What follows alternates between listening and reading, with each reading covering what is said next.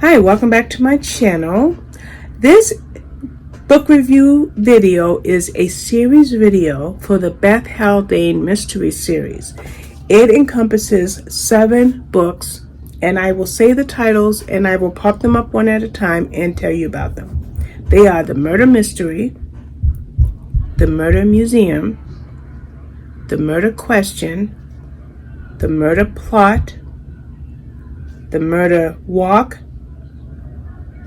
The Murder Club, and The Murder Hour. Now, do I have this ready for you on my, no I don't, but I'm going to bring it up right now. Now I want to tell you something about the series, and I'm also going to bring, this review is coming after my blog post went up, if my laptop will let me. Well, my laptop's acting silly. Because I had some difficult circumstances, so I wasn't able to make this video until now.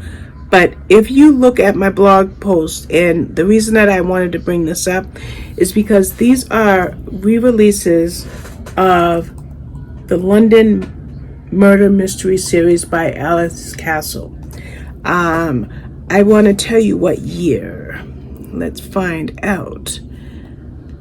In 2018 and 2019, these 7 books came out, and they came out from a publisher called Crooked Cat Books. Well, now they've been all released on the same day, August 22nd, by Bookouture. All 7. And I really do wish I had gotten these videos out on publication day, but circumstances beyond my control made that impossible. But I did not want to not make this video, if that makes any sense. So we're trying to bring up my blog, but my laptop won't let me. So I will actually link the blog post in the description because it's a very detailed post. And in the blog post, I give an individual review of all 7 titles. And what I'm going to have to do is bring it up. Oh, there we go. There we go. Now I can bring it up. So, for those of you who read the series when it came out a few years ago, I will tell you each original title, which is why I was striving to bring it up on my laptop. Book number 1 is The Murder Mystery, and The Murder Mystery was first published as Death in Dulwich. It was called Death in Dulwich because each book in the whole series takes place in a village of Dulwich in the UK, and that is why some of the titles will have the term Dulwich in them. So again, 2018, Death in Dulwich, now being retitled as The Murder Mystery. And of course, as I'm talking to you, you're going to see the book cover for each title that I'm discussing. Now, here we have our protagonist. Her name is Beth Haldane, and she just got a job at Wyatt School as an assistant archivist. That's where she starts off.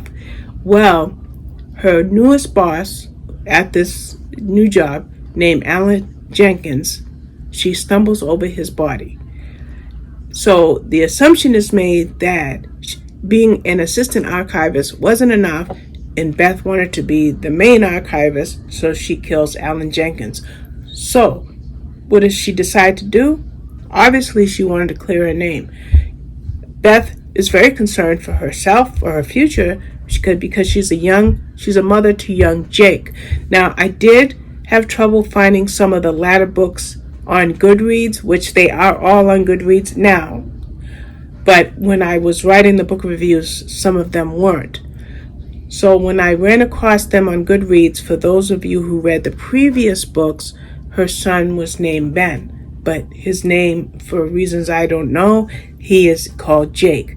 So Jake is her son, and so Beth has her time divided between being a mother to Jake, starting a new job, and now she has to clear her name of murder. So she becomes an amateur sleuth, and that's the whole gist of this cozy mystery series. Now, of course, as you read cozy mystery series, you're going to have a lot of murders or crimes, and you're going to have somebody who is not skilled that becomes skilled at solving these crimes. So, as mentioned, her boss, Alan, has been killed, and she's trying to clear her name. And that's how we meet her. Now, when we meet her, one of the things that you're going to see, and I highly recommend this series. I don't know what it's averaging on Goodreads because you have the old reviews that came out in 2018, and now you're getting the new reviews for as it's coming out now, which I haven't had a chance to even look at. But I'm sure that it's going to get a very favorable response from. It probably got a very favorable response from readers of old, and newer readers, I think, will also give it a favorable response. Boy, did I stumble over that. Why? Because if you love the genre itself, cozy mysteries, then you're going to love Beth. What you're going to find in Beth, which I started to say, is as these books each come out, we get to see a lot of her introspective her introspective side, how she thinks, what she thinks of, what her responsibilities are, how she can make things better, and all the while staying very concerned with her son Jake. And so that's our book one, The Murder Mystery. Then we move on to the Murder Museum, and in this case, Beth is simply gazing at exhibits at a museum. She's relaxing. Okay? Now, she's actually playing a game, and she's in her little game, she's saying, what could this particular painting represent? And she's really into the paintings. So she's walking around, and she notices on a bench a young lady that appears to be sleeping in a flowing white dress with her hands folded just so, probably laying kind of like this. Well, she can't be roused. Why? She's not sleeping. She's unconscious. So Beth discovers her name is Sophia after the young woman gets quickly taken to a hospital. Sadly, Sophia doesn't wake up right away, and Beth is very concerned. Why is this young girl, a teenager, in an unconscious state, and why was she laying there on this bench at this beautiful, lovely museum, dressed in a flowing white dress in a posed position? So, what does Beth do? Well, she's already got a little bit of a name of herself as an amateur sleuth. And as a parent, she and other parents in this village of Dulwich are concerned for their children, for the safety of their children. Meanwhile, Beth starts to ask questions. She finds out the girl had a boyfriend. She talks to the girl's boyfriend. Mum's the word. She talks to Sophia's friends. Mum's the word. So why are her friends, those near and dear to her, not telling Beth anything? So that is the story for the Murder Museum. Now, I want to see if I can increase my screen because I can't see what I wrote. Let's just raise my, there we go. Oh, I went too high. Go down. Okay. So, it's, sorry, my laptop is over here. So anyway, I was trying to, yeah, there we go. So, I wanted to see what I wrote because I wasn't quite sure what I'm about to say here. Beth starts to run into a detective inspector at these various scenes. It happened in the murder mystery, and now it's happening in the murder museum. His name, he is Detective Inspector Harry York. And he can't believe that she is part and party to another crime, and that she dares to stick her nose in it. So the thing is, Harry York. Remember that name if you're reading these books in succession. Now, you don't have to read any of these books in succession, by the way, okay? They can be read as standalone.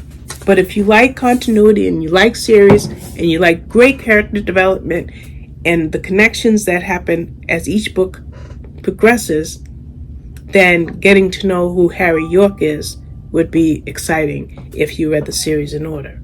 So, I've already become close to Beth just by reading the murder mystery, and now I read the Murder Museum, and I'm like, yeah, I like this girl. Now, let's jump into the murder question, book number 3. Now, in book number 3, Beth is kind of happy that her best friend Jen, who's also a single mother, Beth has a little boy named Jake, Jen has a daughter, they're about the same age, and she suddenly gets married. The thing is, Beth knows nothing about Jen's new husband, but that's not the bad part. The bad part is she disappears without a trace. And now Beth is pretty much kind of taking care of the little girl along with her own son, wondering where is Jen and why nobody, including Beth, considering Jen was her best friend at the time, knew anything about this guy. So where is Jen and why has she disappeared? And she's not only running into Jen, she's running into Jen's ex, but she's not just running into Jen's ex, she's running into D.I. Harry, Detective Inspector Harry York. He's sick of her interference, but the two are developing feelings for one another. So we met York, or Harry, in book 1, saw more of him in book 2, and now by book 3, something is going on there. Now, this book gives us a little bit more background about Beth, why she's a single mother. Okay, I haven't talked about that. Well, her husband James died of cancer when her little boy Jake was very small. So this book gives us a little bit more about that background. And then we also learn a little bit about Harry. And now we also learn what Harry does to win Beth over. So that is our third book, The Murder Question. Loved it, loved it, loved it. So we move on, to book 4, which is The Murder Plot. And in this particular one, it involves something going on with poor little doggies. There is a dog, there's a local pet killer. This was, if I had a least favorite in the series, which I gave this one 4 stars, it would be this one, because little pooches are being killed. So Beth has already made this reputation of being an amateur sleuth, and at the school gate one day she meets a mother named Nina, and Nina says, can you help me to figure out what's going on at my job? Nina works for a solicitor, a lawyer, and Beth is like, well, how am I going to do that? Well, and Nina goes, well, you know what? There's a position open for for receptionists. Beth goes, I don't know anything about receptionists. And Nina's like, you just answer the phone and greet people that come in. And so Beth says, okay. So she does it. She takes the job. And in this environment, she is trying to figure out what's going on and with this dog, this pooch business. Meanwhile, she starts to ruffle feathers. As always. In fact, she's always ruffling feathers, always placing her life in danger. And it's no less the case in this book. And again, this is The Murder Plot. And I like the title of this one. Remember, I keep forgetting to tell you what these other books are. Let's jump back. We talked about the murder mystery being Death in Dulwich. The Murder Museum was The Girl in the Gallery, the young lady. The Murder Question was previously called Calamity in Camberwell. And this one here that we're talking about, The Murder Plot, was called Homicide in Herne Hill. Okay, so I like the way Bookouture has renamed each of these books because there is something mysterious going on, which is a plot. And Beth is going to uncover this plot and find out what is going on. Now, her relationship with Harry, still, it's going strong, but she's ticking him off, okay? Now, you're going to love Beth, though, because she's a great combination of wit and wisdom, okay? She's very smart, and she's very quick-witted, and this particular book is also set in the Christmas season, so you've got quite a few things going on in the murder plot. I'm going to jump ahead because my cat's crying on the other side of the door. Then we're going to jump on to... Let's jump on to the next one, The Murder Walk.